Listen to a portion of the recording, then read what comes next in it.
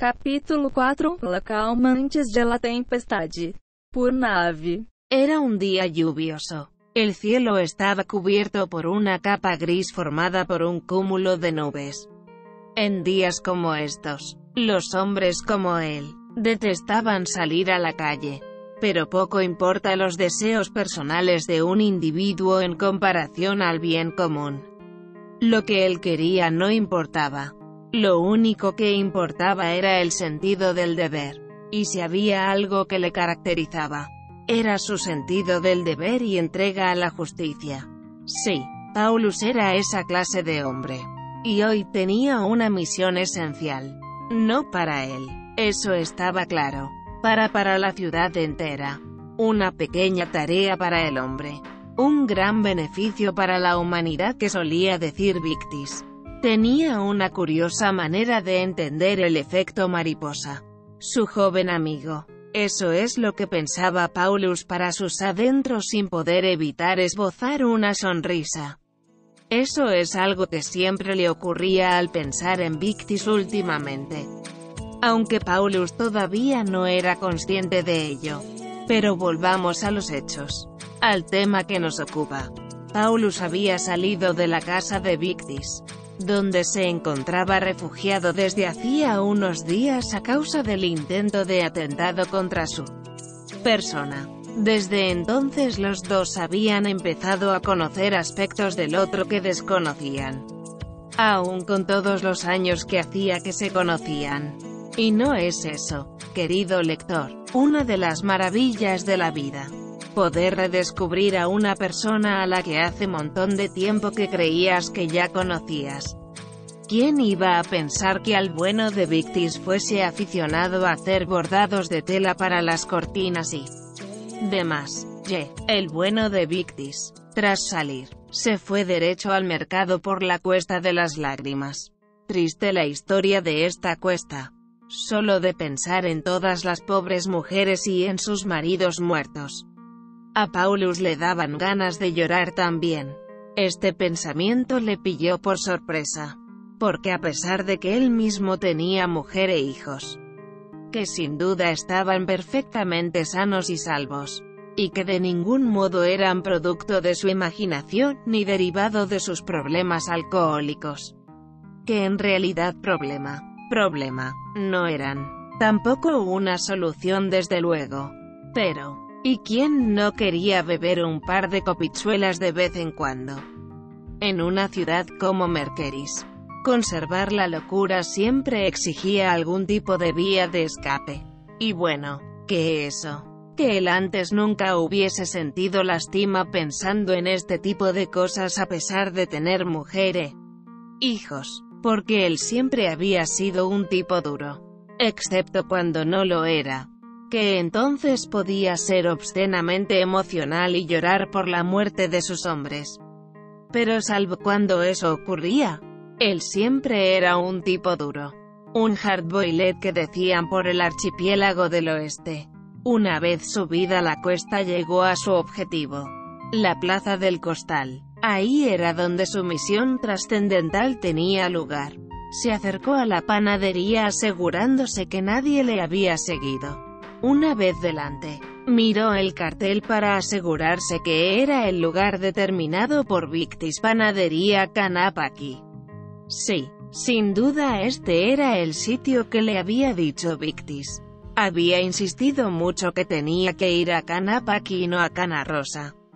Que si mezclaba esos dos locales toda la misión se iría al garete. Entró, y una afable anciana le dio la bienvenida. Bon dia, rey, ¿qué vas a querer? Dijo la adorable ancianita. Señora, yo no soy rey. Ana Merkeris solo tenemos un guayese. Desde luego, no soy yo. Guay, él nunca se molestaría en venir a un local de mierda como este. Debería arrestarla por tan solo insinuar lo contrario.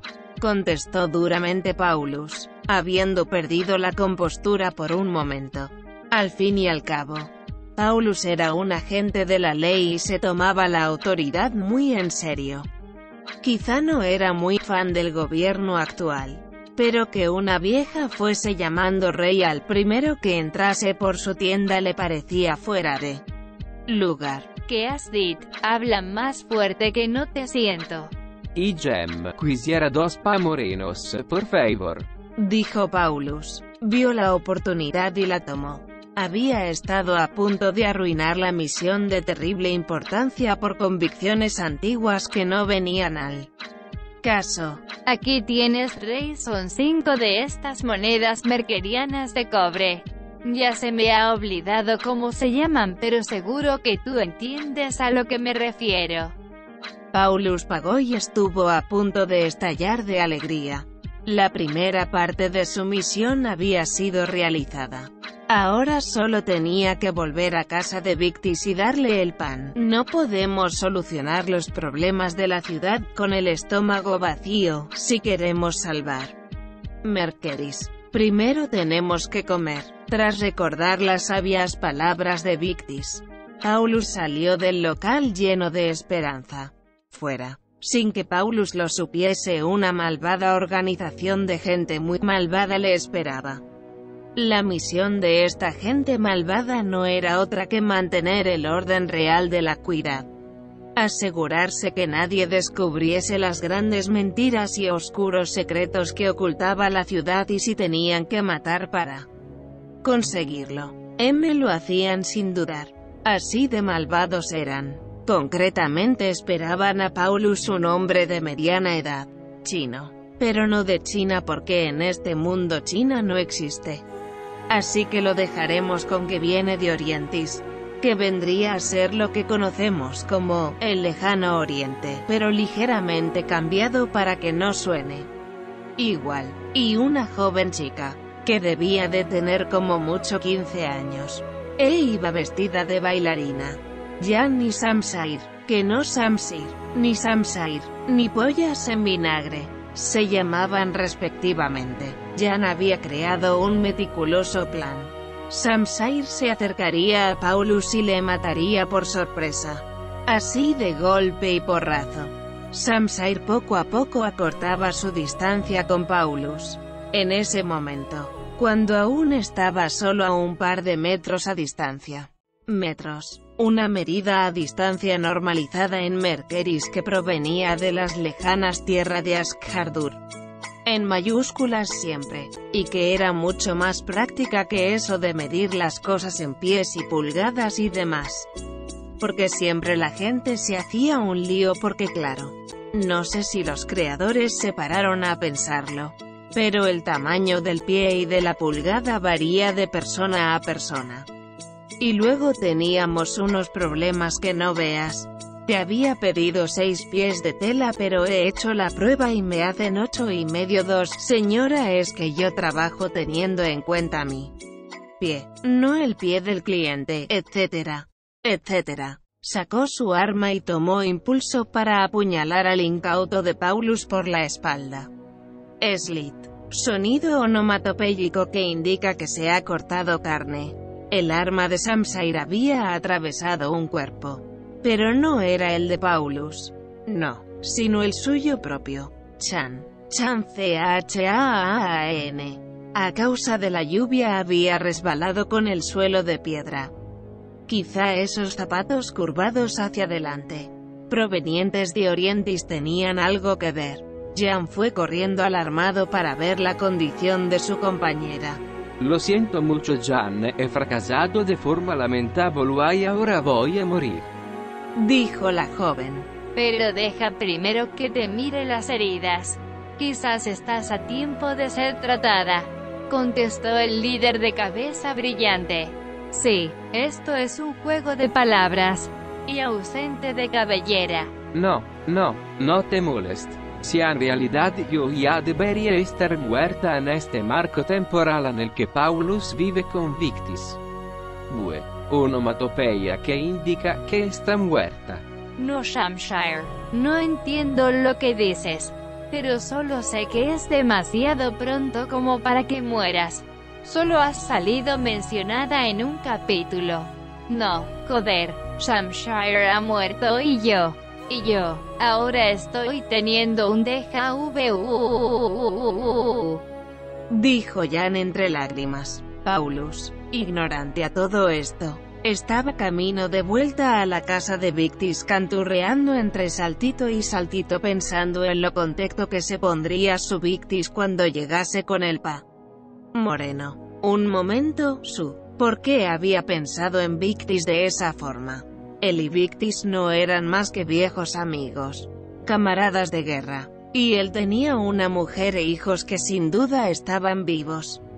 Pero por un momento pensó, ¿y si Victis le viese a él de esa manera? ¿Y si en realidad podían estar juntos de una forma más íntima de la que la habían estado hasta ahora? Y sí, pero de nada servía pensar en eso ahora, debía centrarse en su importante misión. Paulus había vuelto al hogar de Victis. Lo primero que le llamó la atención es que ésta estaba vacía. Preocupado se puso a llamar a Victis.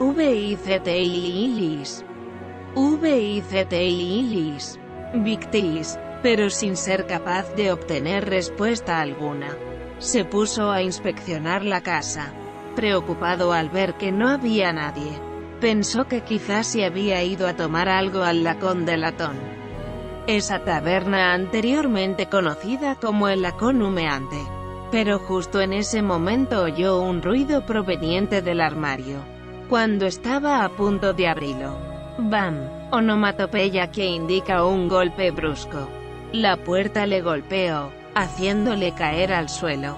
Y salió de dentro una mujer alta y musculosa, con rasgos que indicaban que provenía de Amerindia, con una pequeña hacha en la mano. Te haré pagar la muerte de Shamshire con tu vida, dijo la joven extranjera. Shamshire, no conozco a nadie con ese nombre.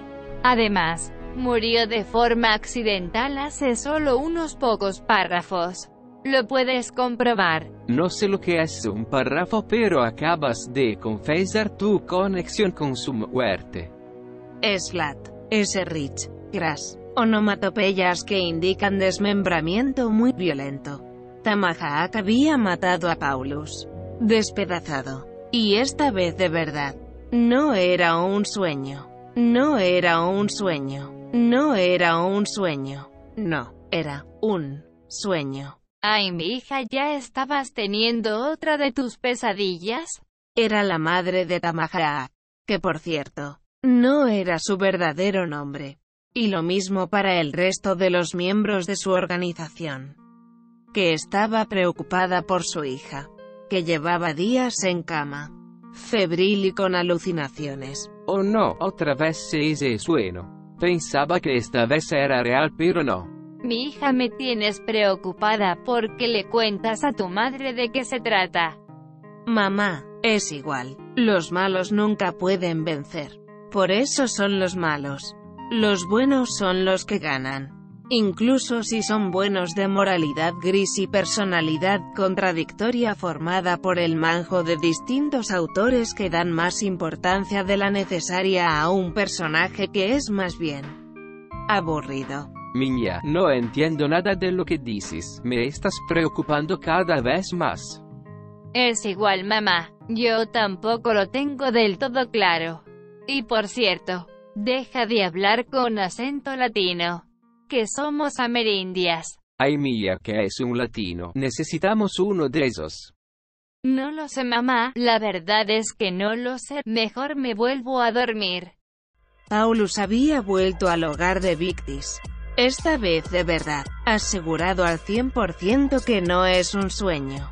Lo primero que le llamó la atención es que esta estaba vacía. Preocupado se puso a llamar a Victis.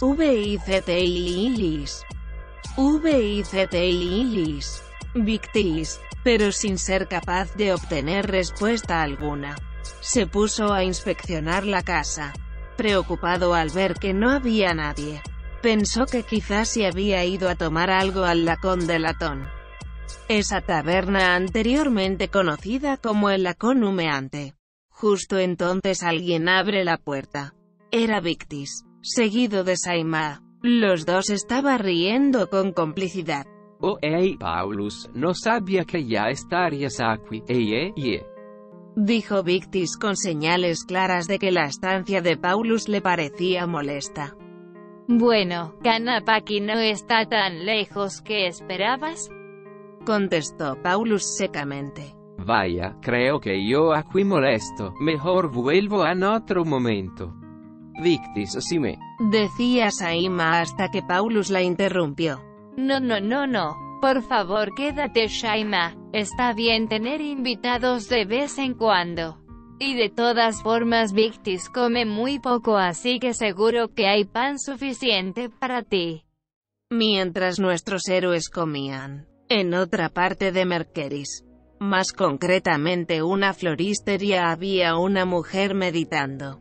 Desde luego, con mis poderes adivinatorios tengo la capacidad de hacer un Deus Ex Machina del copón. Pero visto lo mismo terminará el capítulo antes de que pueda hacer nada útil. Un momento. Estoy sintiendo algo. Un peligro se acerca a Merkeris. Un peligro mayor a todo lo visto jamás en esta ciudad, pensaba para sí la mujer. Conocida por el alias Kukri. Fuera de Merkeris. Lejos. En el norte. En Bosque Umbrío. El matrimonio constituido por Silje y Baldar estaban discutiendo cosas de guerra. Como siempre, Paulus, Victis y Saima ya había acabado de comer cuando repentinamente oyeron lo que parecía un trueno. Al cabo de unos segundos, otro, y otro más, y entre trueno y trueno empezó a temblar la tierra. Y las calles empezaron a llenarse de gritos de pánico e histeria. El trío rápidamente decidió salir para averiguar qué lo provocaba.